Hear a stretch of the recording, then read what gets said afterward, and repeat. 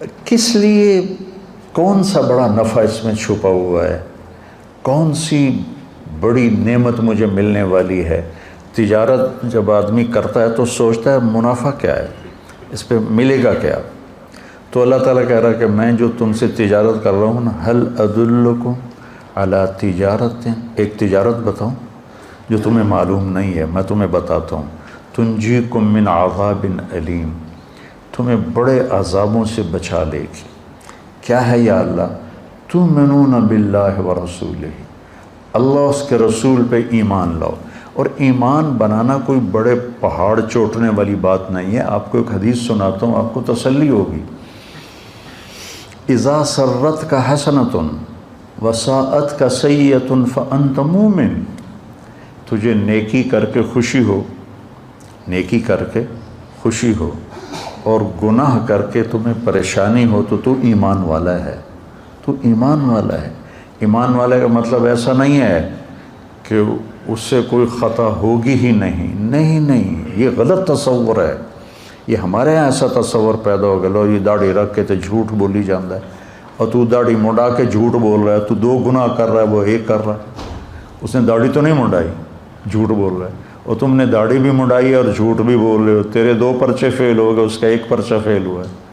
دیکھو نا، بیلنس ہونا ہے نا، وزن تولنا ہے اللہ تعالیٰ نے۔ تو یہ ایک عام بات ہے۔ میرے ایک دوست نے داڑھی رکھ لی، کچھ دنوں بعد ایک انہوں نے شیو کرائی ہوئی، میں کو ایک ہی کیتا ہے کہ جی سارا دن جھوٹ بولنا پڑتا ہے، اس واسطے پھر میں نے شرم آئی۔ میں کہ بے وقوف، سچ بولنے کی پابندی کلمے نے لگائی ہے، داڑھی نے نہیں لگائی، اور جھوٹ چھوڑنے کی پابندی کلمے نے لگائی ہے، داڑھی نے نہیں لگائی۔ داڑھی الگ حکم ہے، سچ بولنا الگ حکم ہے۔ تو اذا سرت کا حسنۃ وساءت کا سیئۃ، تم اچھا کرو، نیکی کرو اور تمہیں اچھا لگے، خوشی محسوس ہو، گناہ ہو جائے تو تمہیں دکھ ہو، انت مومن، تو ایمان والا ہے۔ یہی ایمان اللہ نے کہا بناؤ۔ وہ ایمان نہیں چاہیے جنید بغدادی والا اور فلاں والا کہ ایک سے کہا کہ وہ کہاں پر ہے، ایک صاحب نے دوسرے کا پوچھا وہ کہاں پر ہے، کہا کہ وہ تو جی سو رہا ہے، تو انہوں نے فرمایا یہ کچھ سونے کا وقت ہے؟ تو بعد میں اپنے نفس کو ملامت کی کہ تو نے یہ جملہ کیوں بولا، تجھے سزا دوں گا، 1 سال کے روزے رکھے۔ یہ اسلام میرے اللہ نے ہمیں نہیں بتایا۔ اپنے نفس کو سزا دینے کے لیے کہ تو نے یہ کیوں کہا کہ یہ کوئی سونے کا وقت ہے تو 1 سال روزے رکھے، نہ یہ اسلام پیش کرنے کا ہے، نہ یہ اسلام اللہ نے مانگا ہے۔ یہ رہبانیت کا ٹچ ہے جو تصوف کی وجہ سے اسلام میں آیا ہے۔ اس لیے میں کہتا ہوں صحابہ کی زندگی پڑھو جس میں تمہیں اسلام جھلکتا ہوا نظر آئے گا، اپنے نبی کی زندگی پڑھو تمہیں اسلام نظر آئے گا۔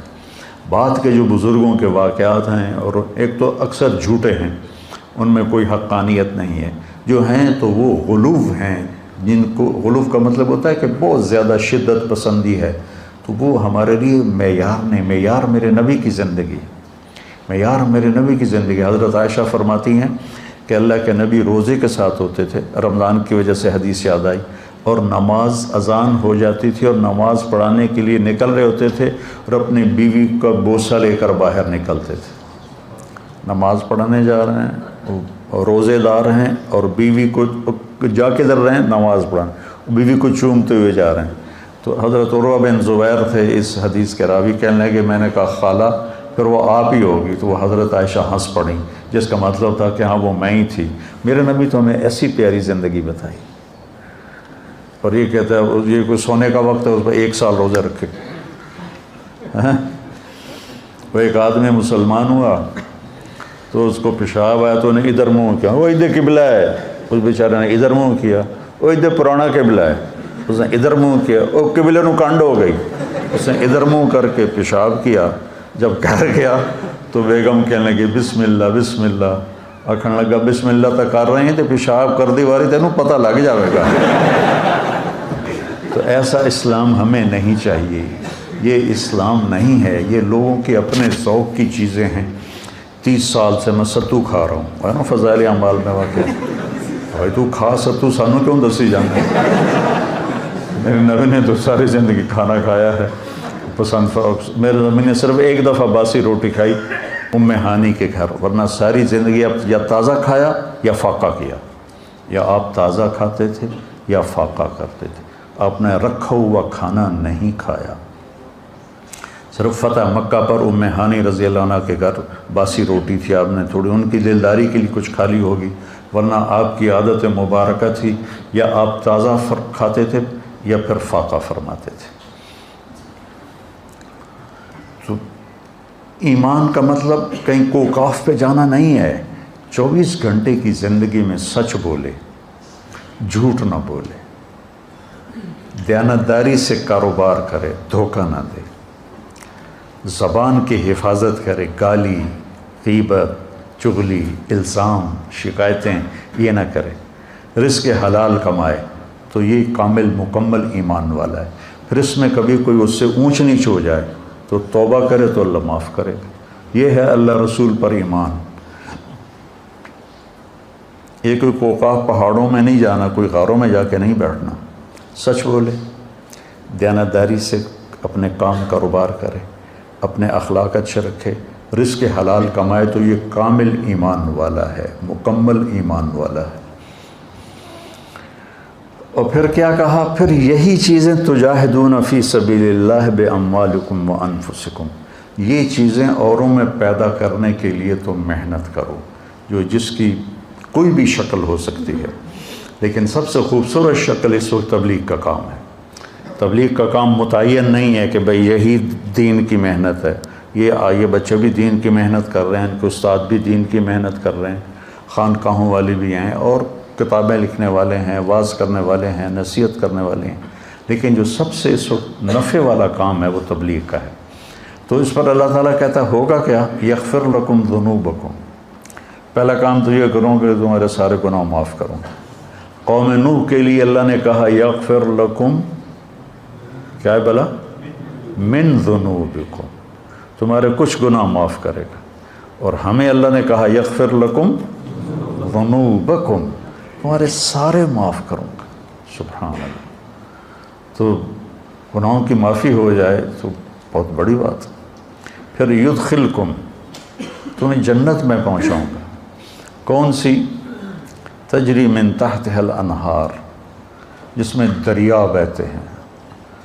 نہر عربی میں دریا کو کہتے ہیں، ہمارے ہاں نہر کا ترجمہ اور ہے، اور عربی میں نہر دریا کو کہتے ہیں، یہ ہمارے والی نہر کو نہیں کہتے جس کو نکالا جاتا ہے۔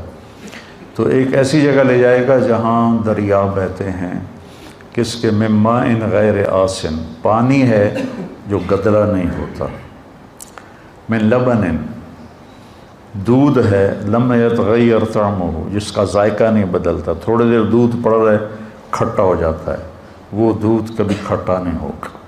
من عسل مصفی، شہد ہے جس کو چھاننے کی ضرورت کوئی نہیں ہے، ہم چھتا لیتے ہیں تو اس کو چھانتے ہیں۔ من خمر لذت للشاربین، اور شراب ہے جو لذت کے ہے پینے والوں کی۔ یہ تین چیزوں کے ساتھ اللہ نے یہ لفظ استعمال نہیں کیا، لذت للشاربین، پانی بھی ضرورت ہے، دودھ بھی ضرورت ہے، شہد بھی ضرورت ہے، اور شراب لوگ ضرورت کے لیے نہیں پیتے، لذت کے لیے پیتے ہیں۔ لیکن پاگل پھر الٹیاں کر رہے ہوتے ہیں، منہ سے بدبو آ رہی ہوتی ہے، شرابیوں کے ساتھ وقت گزر، ہمارے ساتھ کالج کے لڑکے شراب پیتے تھے، تو الٹیاں آ رہی ہیں، اندر ہی پیشاب نکل رہا ہے، بری حالت ہوتی ہے، اور بے ہوش ہو گئے تو لذت کا احساس ویسے ہی ختم ہو گیا۔ تو اللہ نے کہا پاگلو اس کو چھوڑ دو، لذت للشاربین، میں نے تمہاری لذت کے لیے شراب بنائی ہے، اس کا ایک گونڈ پی لو گے تو نہ سر میں درد ہوگا نہ چکر آئیں گے، لیکن آسمانوں پر اڑو گے لذت کے۔